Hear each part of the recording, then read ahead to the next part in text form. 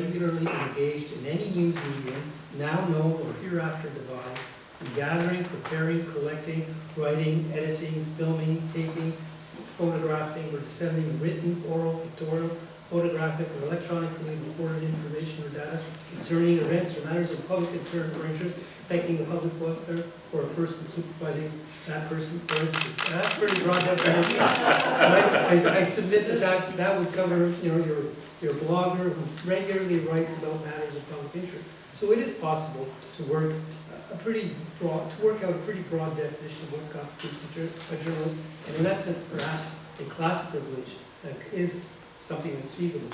Are you aware of any downside to that definition in that jurisdiction? Not that I am aware, no.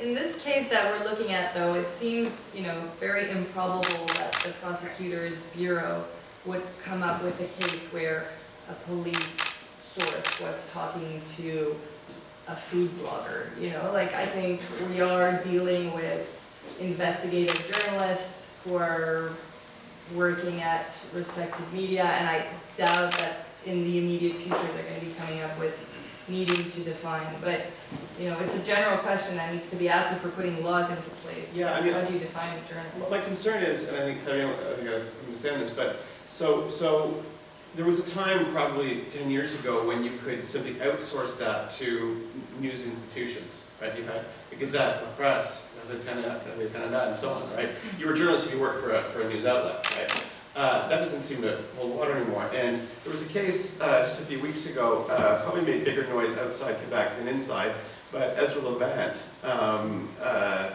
Rabble Rouser, and soi-disant journalist tried to get accredited to the United Nations to cover the COP conference, and the UN turned him down on the grounds that he wasn't a proper journalist.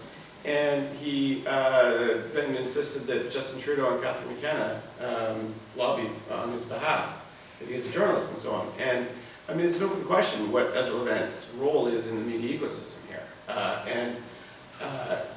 think he considers himself an investigative journalist. I think other people consider him to be something else. I think it's. I'm just not sure it's as easy as simply saying, well, because if we have some journalists, clearly they're doing something with a respectable organization or something. But Fabian, you probably have something more sophisticated. One point is that many people will think that definition is too broad, obviously. And the other problem is that unless you have an accreditation system which is recognized by all and provides a clear line, no matter what definition you have will raise some difficulties in some cases, and it transforms a class privilege into a case-by-case issue, or case-by-case privilege, because you have to determine whether that person is in the class or is not in the class.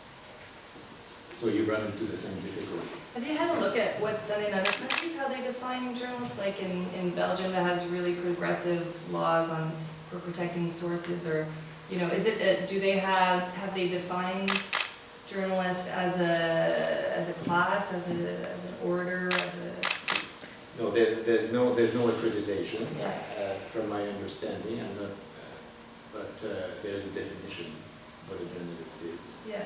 So they found a way that makes it work. It's recent. Certainly, I'm sure we can find a way too. So the last question I'll put on the table before opening up is, so there's the provincial inquiry that's going on, which is due to... Well, it's not going on yet. We don't even know who the commissioners are yet. There's no term Yeah. happening yet, right?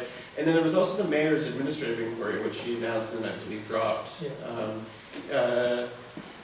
Is that a good thing that he dropped that, or a bad thing? I think he said it was not useful having two concurrent inquiries going on at the same time. So I guess the question is, what is the best we can hope for from this inquiry? Like, what should its terms of reference be, and what should we hope to get out of it? Well, since it's both a cultural and a legal problem, I think that the inquiry is good, because we've seen with the Charbonneau Commission that the legal aftermaths are very slim, but in terms of looking in depth in the culture in some organization, it did some good, I think, after it it was what, for 2 years? Mhm. Almost. So taking a deep dive in the